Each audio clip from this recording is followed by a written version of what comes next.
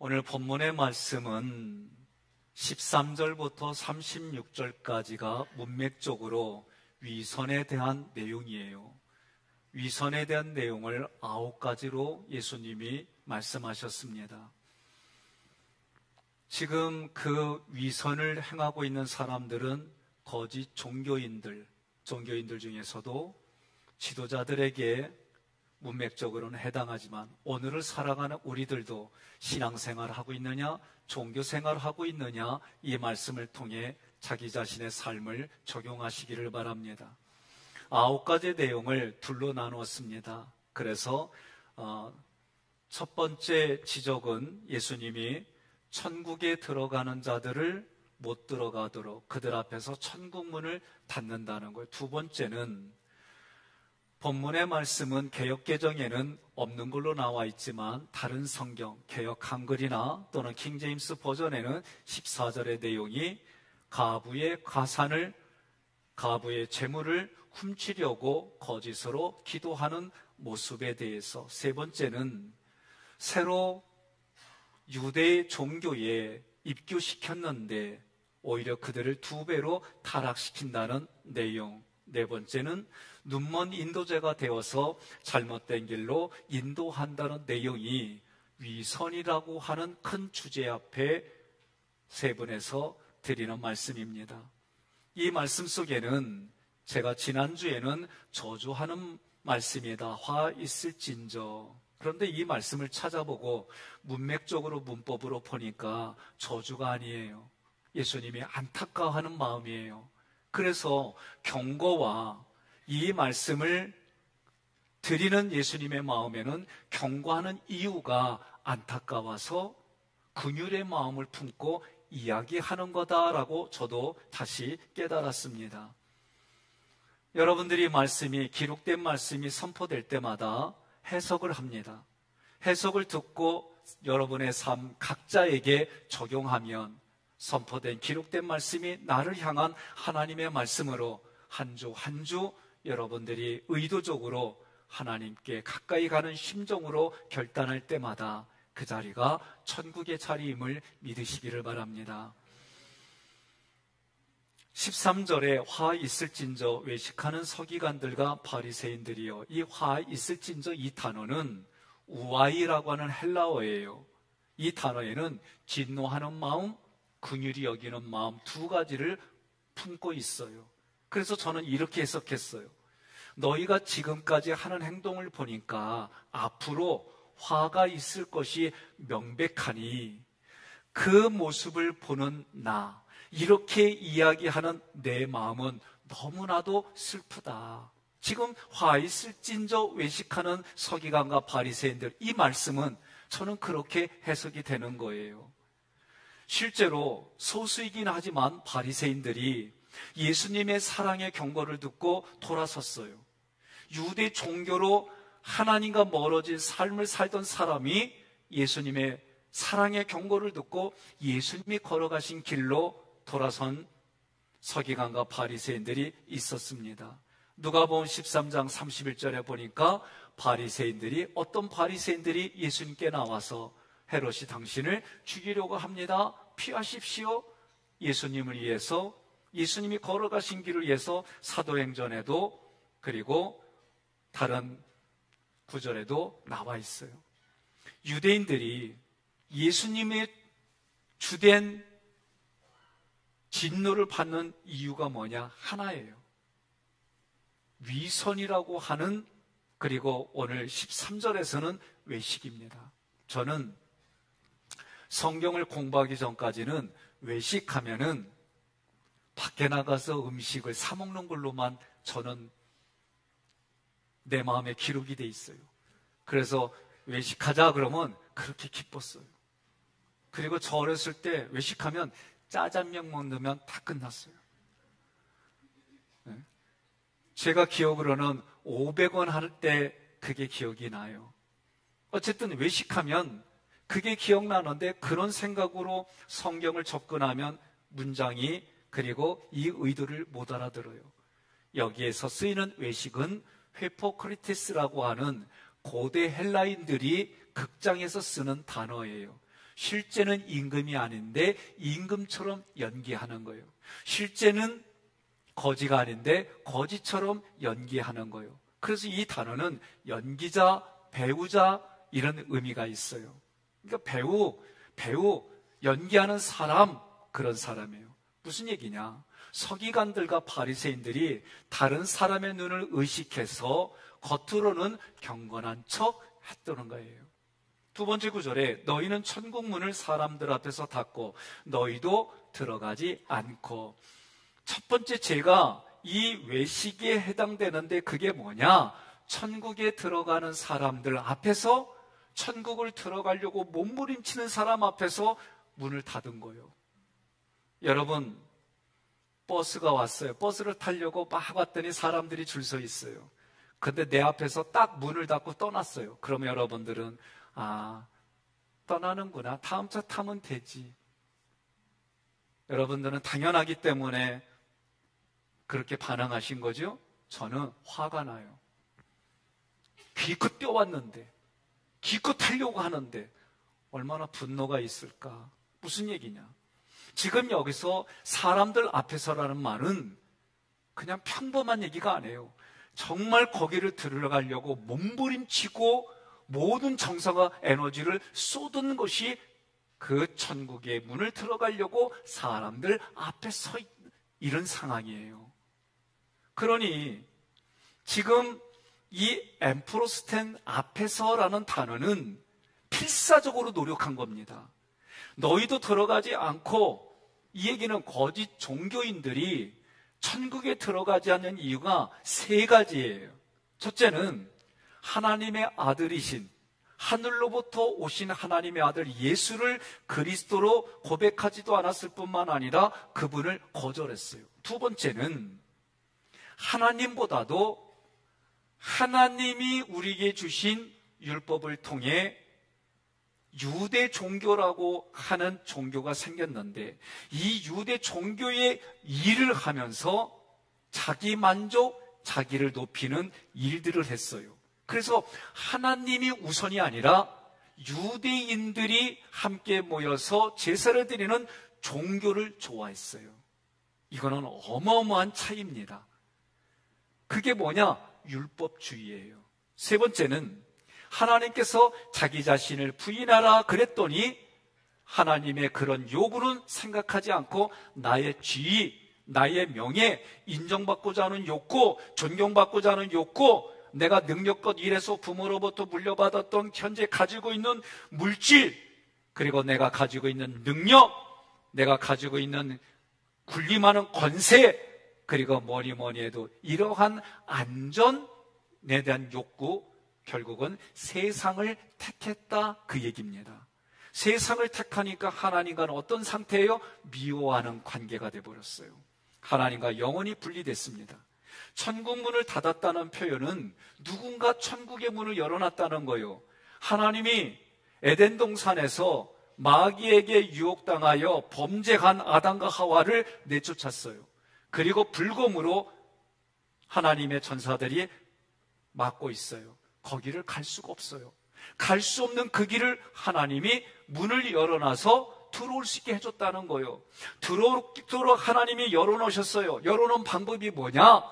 예수를 그리스도로 고백해서 예수님을 그리스도로 고백하는 사람들마다 하나님 나라에 들어올 수 있도록 열어놓은 거예요. 그런데 유대인들이 그 하늘나라에 들어가려면 예수를 그리스도로 고백하여서 들어가는 게 아니라 지금 너에게 주는 너의 의, 율법을 지킴으로 천국의 문을 들어간다, 이 모습이 천국의 문을 닫아버렸다, 그렇게 표현하는 거예요. 들어가려고 하는 자도 들어가지 못하게 하는도다. 지금 21장 23절부터 지난주까지 22장 46절까지 유대 종교 지도자들이 한 게 뭐냐면 예수 그리스도를 불신하게 만들었어요. 예수 그리스도를 불신하게 만드는 거 간단합니다. 예수가 나쁜 놈이야, 이런 말 안 해도요, 살짝 연기를 모락모락 피우는 거예요. 이거를 오늘 우리 동네에서는 이간질이라고 그래요. 옆에 분한테 그럽시다. 당신은 어떤 상황이 돼도 앞과 뒤가 똑같은 분이에요. 존경합니다. 인사합시다.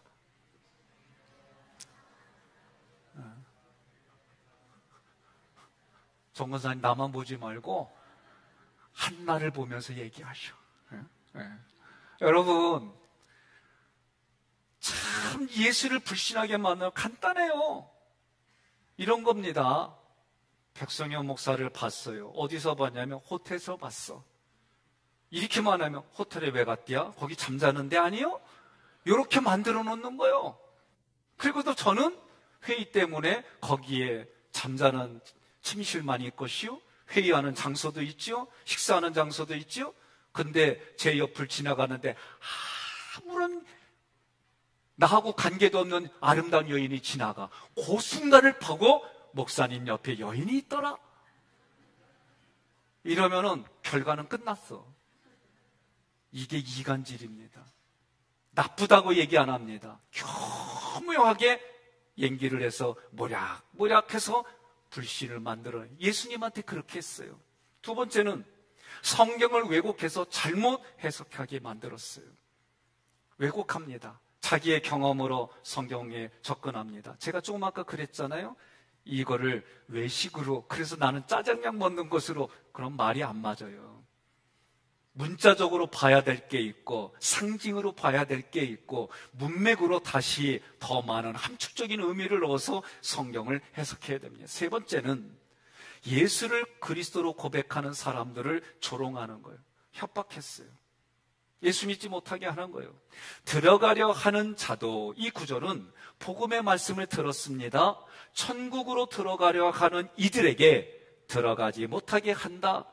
이 얘기는 정죄하는 겁니다. 대적하는 겁니다. 협박하는 겁니다. 박해하는 겁니다. 그래서 신앙의 길에서 세상의 길로 돌아서게 하는 거예요. 때로는 대중매체에서 악의적인 의도를 가지고 교회나 목회자의 잘못된 것을 대서특필합니다. 그러면 많은 믿음에 굳건히 서지 못한 분들은 떠나게 돼 있어요. 저도 신학교 30년 전에 예배학 설교학 시간에 앞으로 우리들이 목회할 때에는 이혼에 대한 얘기 하지 마세요. 11조에 대한 얘기 하지 마세요. 주일 성수에 대한 얘기 하지 마세요. 이런 시대가 올 겁니다. 그랬을 때 에이 설마. 그런데 진짜 그런 시대에 우리가 살아요. 성경의 말씀을 왜곡하고 성경의 말씀을 잘못하게 하는 것이, 그것이 마치 사실인 것처럼 착각하고 살아가는 시대에 살아가는 거예요. 14절에는 개역개정에는 없음으로 되어 있지만 개역 한글이나 킹제임스 버전에는 이렇게 되어 있습니다. 화 있을진저 외식하는 서기관들과 바리새인들이여, 너희는 과부의 가산을 삼키며 외식으로 길게 기도하니 그 받는 판결이 더욱 중하리라. 아멘. 무슨 얘기냐면, 과부는요, 옛날은 더 힘들었어요. 과부나 고아는 오늘날보다도 옛날은 더 힘든 거예요. 함부로 해요. 누군가 지켜주는 사람이 없으니까 그 사람들에게 함부로 대해요. 옆 사람에게 인사합시다. 약자에게 강하고 강자에게 약한 사람보다, 따라해보세요. 강자에게 강하고 약자에게 약한 사람이 좋습니다. 그러나 하깃교회 교인들은 강자나 약자에게 친절하게 대합니다. 세상은요, 강자에게 강하게 되고 약자에게 약하게 되지만 교인은 모든 사람들에게 그리스도의 그 사랑을 가지고 영혼을 얻으려고 하는 거예요. 그렇다고 항상 친절하게만 대하면 안 되는 것도 있어요. 자, 고아와 과부에 대해서 신명기 10장 18절이나 27장 19절에 보니까 고아와 과부들을 특별하게 더 대해주라는 거예요. 그들이 살아갈 수 있도록 이스라엘 백성들에게 사회적으로나 개인적으로 돌봐주라고 그랬어요. 송사를 할 때에 연약한 자들, 힘이 없는 사람들에게 함부로 하지 말라는 거예요. 여러분 동의하십니까? 그러나 이 땅을 살아가는 우리들에게는 아무리 법정에 가도, 아무리 은행에 가도 온전하고 완벽한 데는 이 세상에 없어요. 배우자도 온전하고 완벽하지 않아요. 사람 자체가 부족한 실수투성이고, 그래서 어떤 사람은 그렇게 노래했어요. 인생은 미완성. 네? 참 이 얘기만 들어도 이렇게 가슴에 와닿지 않아요? 온전하지 않아요. 종교인들은 자기 마음의 탐심을 겉으로 탐심이 아니요, 당신을 향한 진정한 마음이야, 나는 이런 사람이야, 그렇게 보여주려고 뭐 했어요? 자기 사상을 가부에게 주입해서 오랫동안 기도하는 경건한 사람은 신뢰가 간다는 이거를 해주려고 오래 기도한 거예요. 오늘부터 우리가 찬양제를 하잖아요. 여러분들이 찬양제에 참여할 때에 내가 능력이 있으니까, 노래를 잘하니까, 내가 뭔가 재능이 있으니까 그렇게 참여하는 사람은 오늘 이 말씀 듣고 회개해야 돼요. 하나님이 나에게 이런 걸 주셔서 아우라지 하나님만을 찬양합니다. 주구장창 하나님만을 내가 손짓으로 표현합니다. 이런 모습이 돼야지 내가 뭔가 능력이 있으니까 그래요. 또 연세 드신 분들 이해해요. 예? 요번에는 많이 참석 못했더라고. 우쭈고서 몸이 그런데 그래도 참석해야지. 예? 아주 내가 속이 썩어요. 아주 그냥. 예? 저도 그래서 앞으로 목이 안 좋으면 설교 쉬고, 육체가 힘들면 주일날 집에서 주무로 하고, 그러려는 생각을 안 했어. 그러니까 여러분, 내가 어렵고 힘들어도 하나님 앞에 변함없는 모습 보여주는 게 중요한 거예요.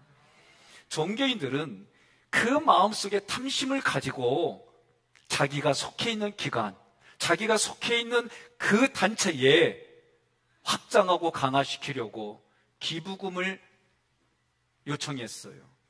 투자를 유치했어요. 종교로 포장해서 그들의 재물을 확보하려는 자세가 잘못됐다라고 지적하는 거예요. 우리들의 동기가 순수해야 되는 거예요. 여러분들이나 저는 어떤 직분이 있든 어떤 상황에 돼 있든 하나님 앞에 진실되게 살아가려고 애써야 되는 거예요. 저도 말씀에 부대낄 때마다 결단하는 게 있어요. 2주 전에 결단했잖아요.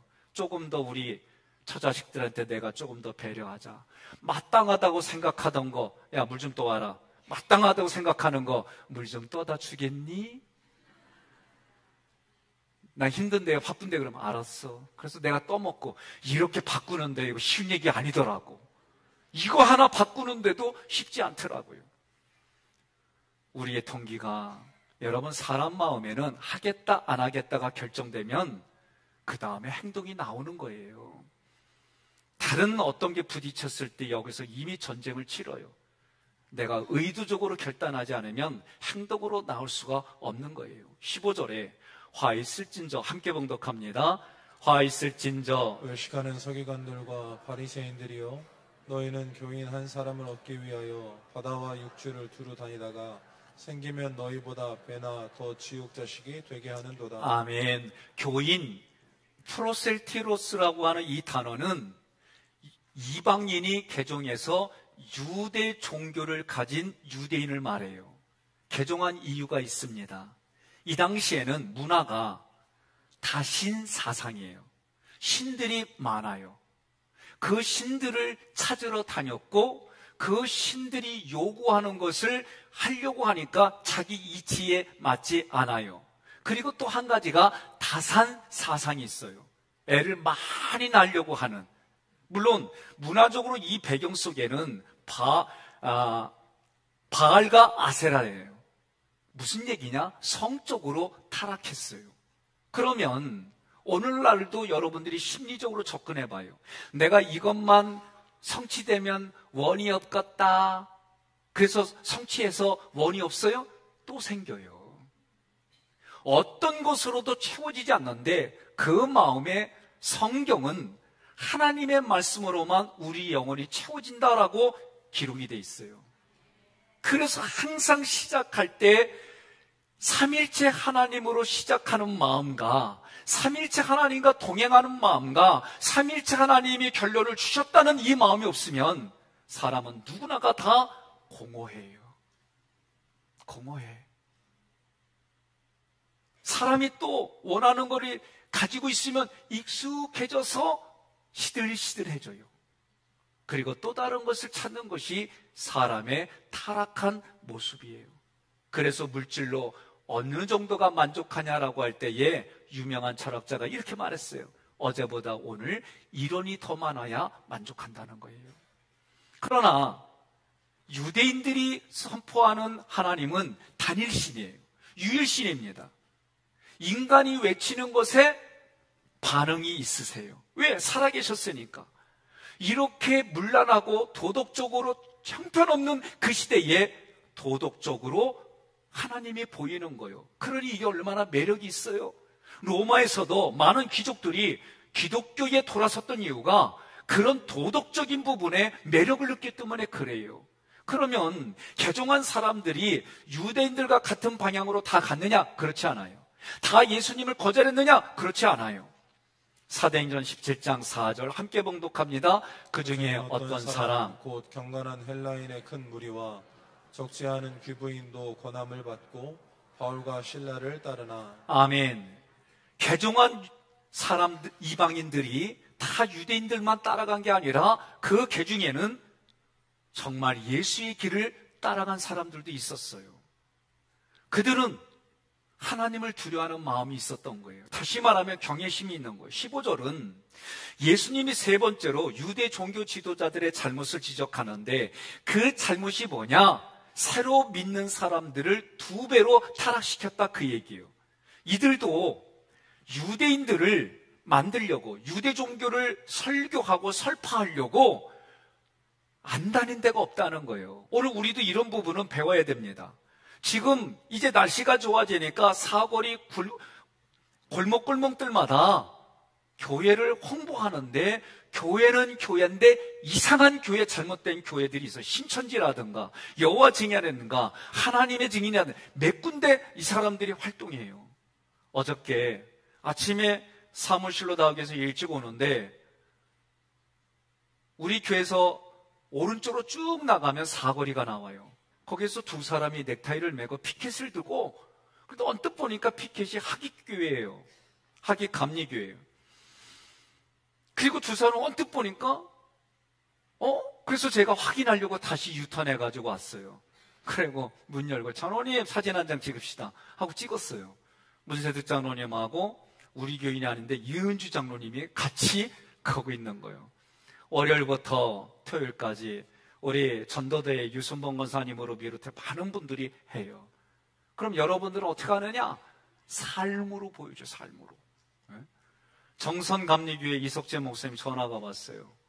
저하고 매일 교제하는 사이가 아닌데 선배 목사님 전화를 줬어요. 그러면서 자기 교회 권사님 딸이 서울의 어느 대학에 갔는데 1년을 무조건 성도에서 지내야 된대. 그러면서 부탁 좀 한다고 아주 정성스럽게 얘기를 해줘요. 제가 민망할 정도로. 그리고 자세하게 문자도 보내주시고. 그래서 제가 그분을 이렇게 했더니 그 이석재 목사님이 있었던 데가 논산이에요. 거기에서 신앙생활했던 우리 홍 권사님이 이 얘기를 듣고 이 친구에게 용돈도 주고 밥도 먹이고 그래. 옆에 분한테 그래요. 저 얘기 내 얘기인데 그러세요. 응? 삶으로 보여주는 거예요. 삶으로. 응? 삶으로 보여주지 않고 말만 하고 그거 아무 의미 없어요. 삶으로 보여주는 거예요. 오늘 우리는 예수 믿으세요 외치는 분도 있어요. 우리 윤권사님 같은 경우에는 지하철과 막 이래요. 이제는 지하철을 못해요. 안 내리면 지하철이 안 움직여. 그런 시대에 그래도 광장에서 예수 믿으세요 예수 믿으세요 외치고 예수 믿으라고 피켓 들고 예수 믿으라고 삶으로 앉으나 서나 오직 하나님 생각하며 그렇게 이야기하는 거예요.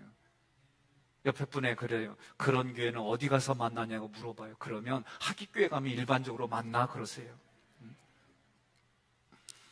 자, 지금 2배나 타락하게 만든다라는 뜻은 무슨 얘기냐면 교인을 만들려고 전 세계에 안 다닌 데가 없는 거요. 이건 우리가 배워야 돼요. 그런데 이들의 열심에는 치명적인 문제가 있습니다. 하나님과의 관계를 만들어내는 것이 아니라 내 종교, 내 사상을 주입시켜서 자기 라인을 만드는 게 문제가 됐어요. 많은 분들이 교회 안에 있으면서 예수님을 만나도록 직분을 받고 예수님을 만나도록 헌신하고 봉사하는 게 아니라 내 아성을 세우고 내 성을 만들고 자기가 대접받으려고 자기 사람을 만드는 게 문제가 되는 거예요. 그래서 그거 인정해 주지 않으면 문제 만들어내는 것이 오늘날 대다수의 교회들의 모습이에요. 우리는 예수님을 머리로 세웠어요. 예수님이 나의 머리예요. 나는 그분의 지체예요. 그분의 몸으로 옆에 있는 사람들과 함께 갈고 늘 하는 얘기예요. 나 혼자 10명의 일을 할 수 있지만 교회에서는 신앙의 이름으로는 함께 나눠서 같이 살아가는 거예요. 이 일들을 하지 못하면 여전히 세상의 방법으로 자기 아성을 쌓는 거예요. 그거 알아주지 않으면 문제 만들고, 유대교로 개종한 이방인들은 진리신 예수님을 알지 못하게 했어요. 그들은 예수님이 없는 종교의 헌신을 어마어마하게 했어요. 유대인들보다도 더 헌신했습니다. 그런데 여기에 자기들의 익숙한 이방의 문화까지 가지고 있으니까 하나님 보시기에 그게 악한 게 되는 거예요. 그러니 2배로 더 멸망의 자식이 될 수밖에 없는 거예요. 16절에 화 있을진저 눈먼 인도자여 너희가 말하되, 눈먼 인도자는 소경이 돼서 인도하는 사람이에요. 여러분, 눈 감고 오늘 내려가시기를 바랍니다. 그러면 큰일 나요. 운동장에서도 눈 감고 걸어가면 직선으로 바르게 가는 사람은 거의 없어요. 제가 여러분 예배 드릴 때 딱 보면 아이고야 어깨가 15분 전이네, 목이. 아이고야 이러려니까 이 몸은 어떻게 해요? 이렇게 해야 무게중심을 잡죠. 그러니 결국은 삐뚤어진 몸으로 열심히 살은 결과가 몸이 삐뚤어졌는데, 이 몸을 고치기도 전에 이미 몸은 늙어가면서 여러분의 현장이 됐는데 눈 감고 걸어가 보세요. 바르게 가는 사람 아무도 없어요. 그러니 영적으로 소경이 된 사람이 새로 사람들을 끌어가는 일이 결국은 그게 잘못됐다라고 얘기를 하는 겁니다. 그 잘못된 길을 걸어가는 가르침이 뭐냐? 그것은 성전 자체보다도 금을 더 중요하게 여겼다는 거예요. 이렇게 물어보겠습니다. 어떤 사람이 금딱지를 다 붙였어요. 목걸이, 팔찌, 반지. 그러면 그 사람 살리는 게 먼저예요? 금딱지 먼저 구하는 게 먼저예요? 예? 여쭤보는 거예요. 제가 지금 다 생명이라고 그러는데 현실에 가면은 그 사람 죽어가는 사람은 어차피 죽어가는 거 금딱지부터 다 뺏어가는 게 옆에 집 사람들 이야기예요. 지금 그 얘기 하는 겁니다. 2번째 구절에 누구든지 성전으로 맹세하면 아무 일 없거니와, 성전으로 맹세한 사람은 누구나 약속을 지키지 않아도 돼. 자기가 한 맹세에 대해서 책임을 지지 않아도 돼. 그런데 3번째 구절에 성전의 금으로 맹세하면 지킬지라, 이렇게 가르쳤단 말이에요. 무슨 얘기냐면 성전에 있는 물질, 성전에 있는 금으로 맹세하면 책임을 지고 약속을 지키도록 가르쳤다는 거예요. 이 구절은 예물이 놓여 있는 제단보다도 예물을 더 중히 여기도록 가르쳤다는 거예요. 그래서 우리 동네 유명한 말이 있어요. 수일씨의 금반지가 그렇게도 좋았더냐. 알아들으세요? 네. 예수님이 오셔갖고 뭐라고 했습니까? 내 집은 만민이 기도하는 집인데 이 성전을 돈벌이 하는 장소로 바꿨다는 거예요. 다 쫓아낸 거예요. 하나님 섬기는 거, 부모님 섬기는 거, 어떤 게 더 중요합니까? 뭐라고 그래요? 어느 것이 더 중요하다가 따질 수 없는 거다라고 얘기를 해주셨어요, 예수님이. 그런데 지금 자기 부모님은 어렵게 살아. 봉양을 해야 돼. 그런데 봉양을 할 돈을 가지고 하나님께 드립니다. 그리고 고르반 그러면 괜찮아. 네 부모 섬기지 않아도 돼. 이거 잘못됐다고 얘기하는 거예요. 네? 그런 시대에 예수님이 하시는 말씀이에요. 눈먼 인도자의 특징은 뭐냐? 어리석다는 겁니다. 17절 함께 봉독합니다. 어리석은 맹인들이요. 이 어리석다 모로스는 미련하다는 뜻이에요. 미련하다는 뜻과 함께 무슨 뜻이냐면 불신앙적이다. 그 신앙의 자세가 아니다. 그 얘기입니다. 여러분. 그러면서 예수님이 질문이 뭐냐면 어느 것이 크냐? 금이 크냐? 금을 거룩하게 하는 성전이 크냐? 여러분도 오늘 물어보세요. 다이아 반지가 이뻐? 내가 이뻐? 오늘 부인들 가거든 꼭 얘기하세요. 그러면서 그 전에 먼저 다이아부터 사놓은 다음에 얘기하세요라고. 그러면 뭐라고 그래요? 다이아가 이뻐 그러면 기분 좋지요? 기분 나빠요. 남자들도 마찬가지입니다. 내가 당신을 결혼하는 것이 나를 먹여 살릴 수 있으니까 내가 그래서 당신하고 결혼한 거야. 그 소리 듣는 남자 좋아할 사람 아무도 없어요. 안 그래요? 그랬더니 요새는 똑같이 결혼 자금을 댄대. 어찌됐든 여러분, 같은 말이라도 어떻게 표현하느냐에 따라 다른 감성이 있어야지. 옆에 분에 얘기합시다. 그 감성은 하나님이 주십니다. 지금 예수님이 얘기하는 겁니다. 생각해 보세요. 금 자체가 거룩하지 않아요. 금이 만약에 너무 흔하면은 금값은 떨어지게 돼 있어요. 예? 너무 흔하면. 왜 인천이 아파트가 싼 줄 아세요? 너무 흔하기 때문에 그래. 그랬더니 어느 분이 흔한데도 내 아파트는 없이요. 아이고야. 여러분 기억하세요. 금은 자체가 거룩한 게 아니에요. 하나님께 바쳐진 그 순간부터 하나님에 의해서 성경에 기록한 대로 그 정신을 가지고 쓸 때 거룩한 것이지 그 자체가 거룩한 게 우리도 우리 자체가 거룩하지 않아요. 그러나 하나님이 예수를 믿는 그 보혈의 피 때문에 우리를 거룩하다라고 인정해 주는 거예요. 18절에 너희가 함께 봉독합니다. 너희가 또 이르되 누구든지 제단으로 맹세하면 아무 일 없거니와 그 위에 있는 예물로 맹세하면 지킬지라 하는도다. 아멘. 서기관과 바리새인들은 이 구절은 이런 거예요. 희생제물을 태워 올리는 제단보다도 제물이 더 가치 있게 여긴 거예요.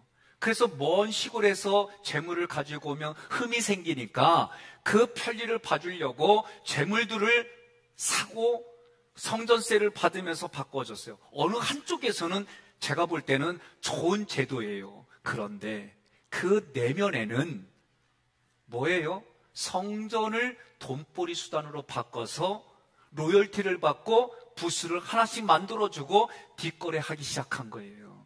이게 문제입니다. 이렇게 변질됐어요. 그러니 예수님이 하나님의 눈으로 하나님의 아들로 하나님으로 오셔서 성전이 뭐예요? 내 집은 만민이 기도하는 집을 도적개굴로 만들어 다 쫓아낸 거예요. 19절 맹인들이요. 예수님이 또다시 말씀하는 거 어느 것이 크냐? 예물이냐? 예물을 거룩하게 하는 제단이냐? 16절과 17절 그리고 18절과 19절 대꾸법으로 반복했어요. 반복했다는 얘기는 강조하는 거예요. 자기의 탐욕을 채우려고 성전을 성전의 금으로 바꿨어요. 제단을 예물의 가치로 바꿨어요. 그 모습이 위선이다, 외식이다. 그것이 너희 마음에 탐심을 가득한 교만한 마음이다 얘기하는 거예요. 그러므로 제단으로 맹세하는 자는 제단과 그 위에 있는 모든 것으로 맹세하며, 이 얘기는 무슨 얘기냐면 제단으로 맹세한다는 얘기는 그 위에 올려지는 제물을 포함해서 하는 거예요. 제가 우리 교회에 좋은 전통이 하나가 있어요. 뭐냐? 담임 목사가 영적인 부모입니다. 우리 담임 목사의 부부가 우리 영적인 부부입니다. 행정의 최고 결정권자입니다. 또 교회를 대표하는 분입니다. 이것에 대해서 우리 장로님들이 저에게 참 따스하게 가르쳐줬어요.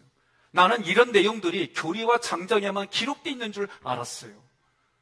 이게 전통이 됐습니다. 얼마나 감사하고 고마운지 몰라요. 그러니까 저는 어떻게 해요? 이 교회 오자마자 제가 선포한 게 있어요. 나는 하기감리교회 담임자입니다. 이 얘기 무슨 얘기냐면 하객교회를 떠나서 다른 데서 가서도 나는 거기에 목사로 좀 위선이 있어요. 그런데 제가 하객교회 담임이 되고 나서, 부모가 되고 나서는 내 새끼들 건드리는 거에 대해서는 화가 나. 내 새끼들 함부로 대하는 것에 대해서는 화가 나. 이거 알아들으셔야 돼요. 그래서 여러분들이 학위감리에 기록하고 등록하고 같이 신앙생활하면 어떤 일이 있어도 영적인 부모이기 때문에 부목사님들한테도 코로나 때 얘기했잖아요. 요청하면은 가야 돼. 가야서 목숨 걸고 기도해주고, 어린 자녀들이 있으니까 뭔가 찜찜하면 들어가지 말고 외박하고, 그리고 다 소독하고 그렇게 안전하게 해서 해. 이렇게 얘기했어요.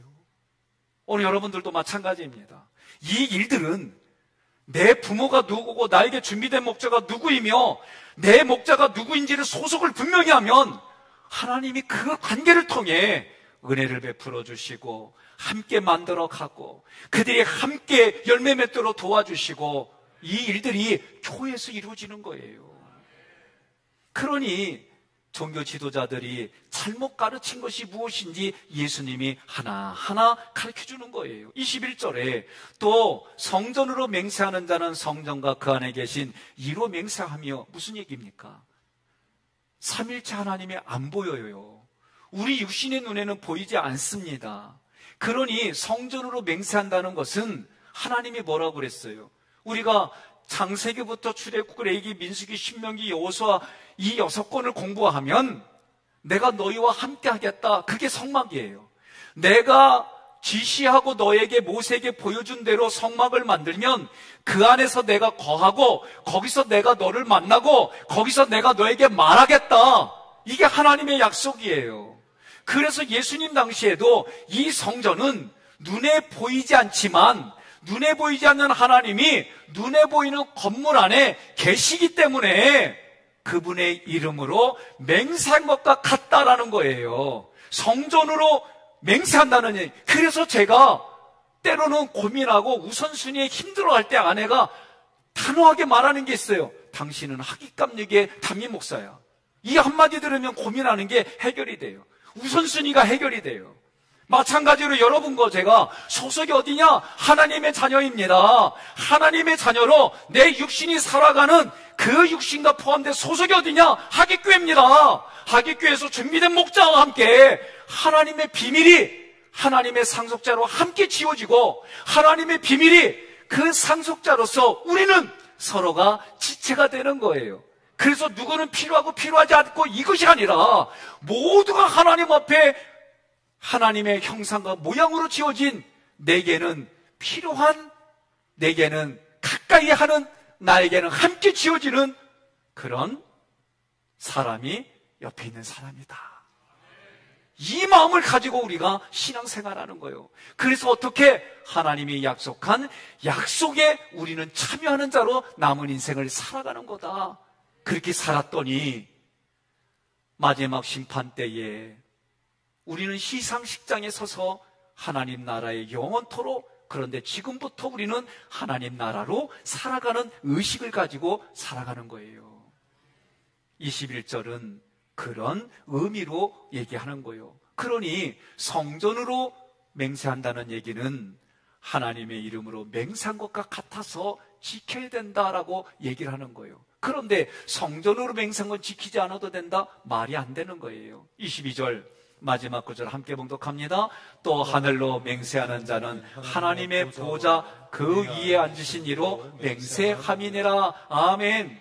16절부터 기록한 논리적인 대답의 결과가 22절이에요.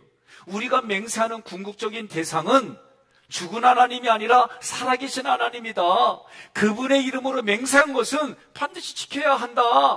오늘날 우리가 맹세한 거 깨는 거 너무 많아요. 너무 많아요. 저도 지키려고 몸부림치지만 못 지킬 때 참 많아요. 그럴 때마다 부대껴요. 그럴 때마다 기도하고 그럴 때마다 가슴을 치며 기도하는 일들이 있어요. 그런 가운데 하나님이 너의 그런 모습이 의의 굶주린 거요, 가르쳐 주셔가지고 위로가 됐어요. 나는 내 자신을 뒤돌아보고 하나님 말씀 앞에 내 자신을 거울처럼 뒤돌아보면 못 지키는 게 많아도 너무 많아. 아내를 영원토록 사랑한다 그러고 아내만 봐야 되는데 잘생기고 아름다운 남자가 여자가 지나가면 나도 모르게 고개가 돌아가. 나만 그렇구나. 예?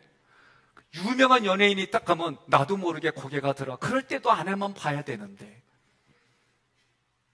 이럴 때 여러분 아무 표현 안 하면 나 실족해요. 응? 사람은요 다 똑같아요. 어제 영상을 찾다가 외국에서 어느 방송에서 어린아이들 앞에서 일부러 돈을 흘렸어요.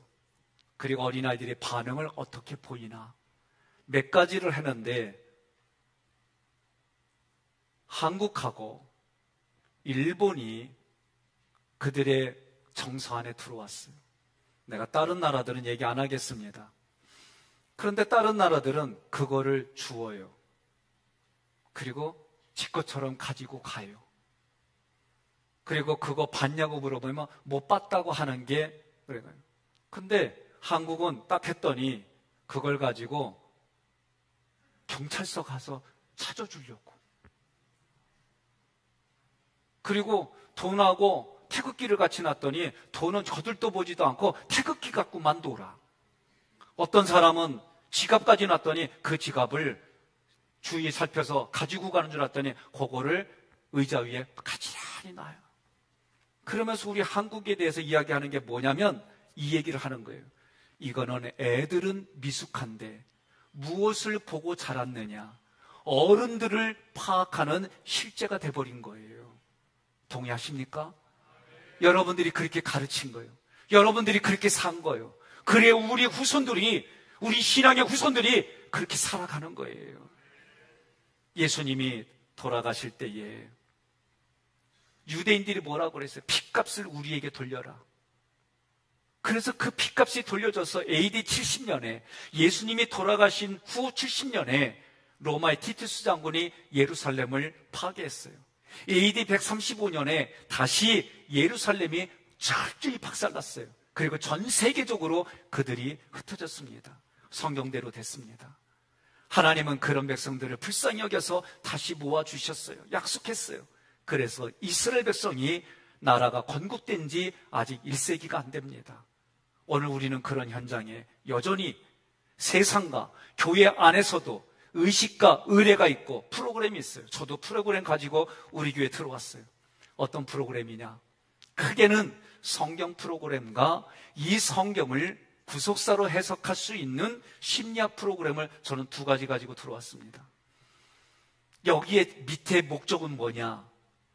예수님을 전혀 알지 못하는 사람이 나에게 또는 우리 교회에 들어오면 그분에게 이 성경과 심리학을 근거로 교육을 해서 신앙적으로 성숙하고 성경 말씀에 해박하게 만들어줘서 그렇게 살아가게 만들어줘서 또 다른 하나님을, 예수님을, 성령님을 전혀 알지 못하는 사람에게 삶으로, 언어로, 그의 언행으로 예수님을 만나고 영접할 수 있게 만들어주는, 여기까지가 저의 모든 프로그램 목회의 처음이고 마지막이고 모든 거예요. 이걸 위해서 저는 여러분들이 같이 하자는 거예요. 그래서 이제 이번 주를 포함해서 3주 후에 에베소서를 진행하는 거예요. 에베소서를 통해 교회의 비밀이 무엇인지, 교회를 왜 우리가 중요하게 생각하고, 오늘날은 너희 몸이 교회다 그랬어요. 무슨 얘기냐? 성령이 거하는 성전이다라고 얘기를 했어요.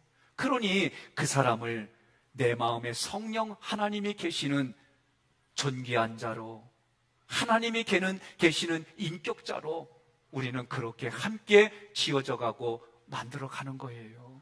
그런 일을 위해서 여러분 함께 살아갑시다. 함께 신앙생활 합시다. 함께 지어져 갑시다. 결론을 말합니다. 위선은 겉으로 선량한 척하는 거예요.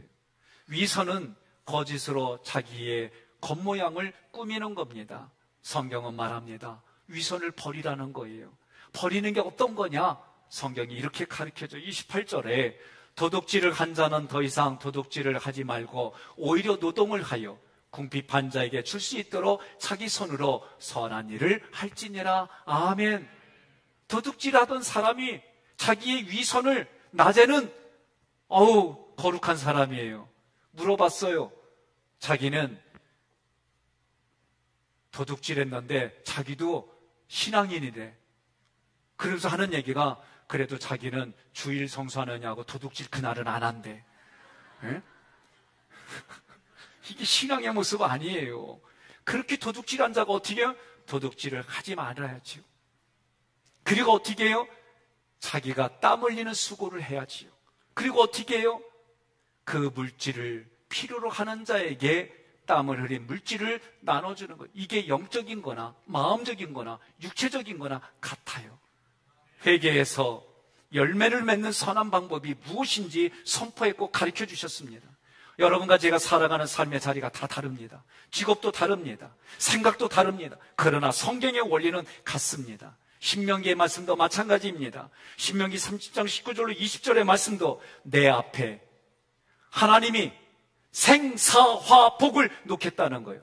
너와 너희 자손이 살게 하여 생을 택하고 하나님 말씀에 순종하고 하나님 말씀을 내 마음판에 새겨서 그렇게 복종하는 자리까지 가라는 거예요. 그러면 힘들고 어려운 상황, 사람도 바뀌지 않았지만 내 마음을 하나님이 바꿔주셔서 믿음을 주셔서 그 일들을 넉넉히 이기게 해주셔서 이 자리가 천국이었습니다라고 고백하게 해주시겠다는 거예요. 그런 열매와 삶을 사시기를 주님의 이름으로 권면하며 축복합니다.